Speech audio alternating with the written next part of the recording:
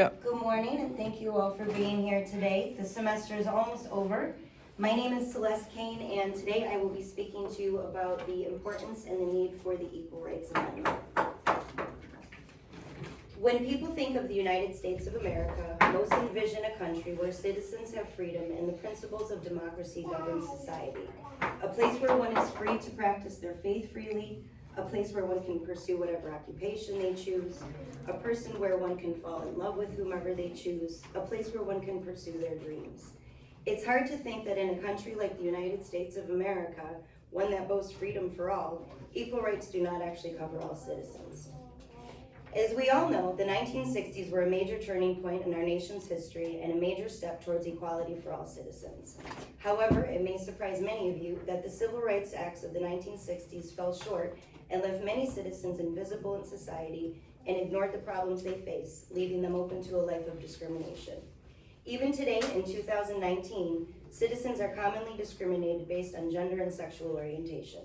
Passage of the Equal Rights Amendment could mean an end to this discrimination and opportunity for true equality for all citizens.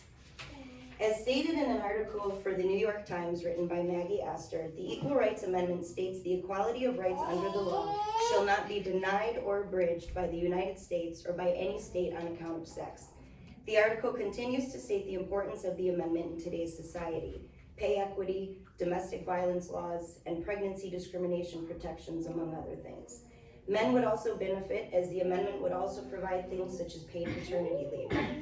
It would also offer protections to the LGBTQ community in terms of employment discrimination, healthcare, and parental rights. It's crazy to think that in 2019, these protections aren't automatically guaranteed to all citizens. We're at a point in time in science where we recognize gender as a social construct, and typical gender stereotypes contribute to a heterosexist ideology that promotes discrimination and gender-based disparities in society. The Equal Rights Amendment is documented on ushistory.org as being first proposed all the way back in 1923, 96 years ago. It was introduced by the National Women's Party, but unfortunately didn't pass. This was at a time when women had very few rights. They weren't allowed to have checking accounts, had no property rights, there was no protection from domestic violence, and reproductive justice was non-existent. The amendment was brought back into the spotlight in the 1960s and 1970s when the women's movement saw a resurgence. Organizations like the National Organization of Women and activists such as Gloria Steinem championed for the Equal Rights Amendment, providing argument after argument in favor of it, and in 1972 it was passed by Congress. ushistory.org states that after Congress, the fight was taken to the states. 30 of the 38 states ratified the amendment by 1973. Unfortunately, opposition groups with anti-feminist leaders like Phyllis Schlafly began denouncing the amendment, making ridiculous claims that women will be forced to serve in combat military and will have to share bathrooms with men. In a docu-series produced by PBS, Women as Makers, which I recommend all of you to watch, this political battle is described in great detail.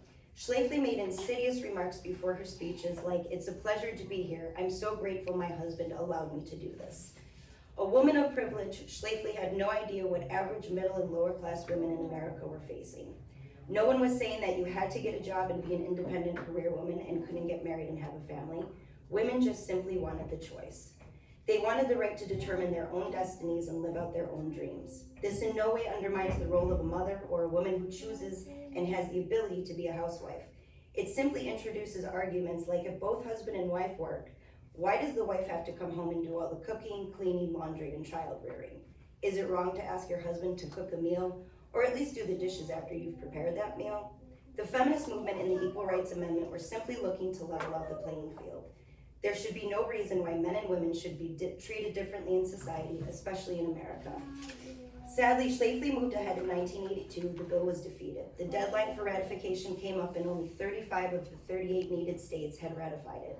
However, in 2017, the state in which we currently reside, Nevada, brought the Equal Rights Amendment back from the dead, becoming the 36th state to ratify. Astor states that the election of President Trump and the #MeToo movement are driving factors in the popularity of the amendment. However, we're in the early stages. In almost an identical position as the movement in the 60s and 70s, there is still an issue of a deadline and will need 38 states to ratify. Currently, there are 37 states, as Illinois was the last state to sign on. One more is needed, and timing is crucial.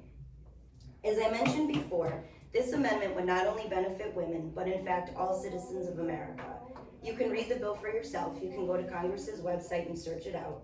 Basic rights so many of us take for granted would be protected under this amendment, especially members of the LGBTQ community. For example, in Article 3 of the bill, lesbian, gay, bisexual, transgender, and queer, referred to as LGBTQ people, commonly experience discrimination in securing access to public accommodations, including restaurants, senior centers, stores, places of or establishments that provide entertainment, healthcare facilities, shelters, government offices, youth service providers, including adoption and foster care providers, and transportation. Forms of discrimination include the exclusion and denial of entry, unequal or unfair treatment, harassment, and violence. This discrimination prevents the full participation of LGBTQ people in society and disrupts the free flow of commerce. The bill offers 20 different articles protecting Americans from discrimination based on gender, including fair housing practices, equal credit opportunities, and desegregation of public institutions, including schools. In conclusion, I urge all of you to contact your state representatives and tell them you want the Equal Rights Amendment passed. It's up to all of us citizens to let our voices be heard and stand up for those that are currently invisible in our country. We all have mothers, some of us have sisters, aunts, nieces, girlfriends, wives. We all know wonderful women that have given us life, raised us, loved us, empowered us, and inspired us to be the people we are today. Don't these women deserve rights? Don't they deserve to be paid the same as their male counterparts? Don't they deserve to be protected from abuse? Throughout this discussion, we've touched on some areas where women have been persecuted and discriminated against throughout our nation's history. Isn't it time to stop the discrimination and reach a point where we live up to what our country is founded on? That we are all created equal, that we all have the right to life, liberty, and the pursuit of happiness? It's 2019. We should learn from past mistakes and realize we are all human beings deserving of equal rights and pass the Equal Rights Amendment. I urge all of you, when you leave today, contact your Congress members, call them, email them, send them letters, show up at their offices, spread the word to friends, family members, coworkers, neighbors, take to social media. Demand equality, demand fairness for your mothers, sisters, and daughters, for your aunts, nieces, and cousins, for your friends, girlfriends, and wives. Don't they deserve it? Thank you.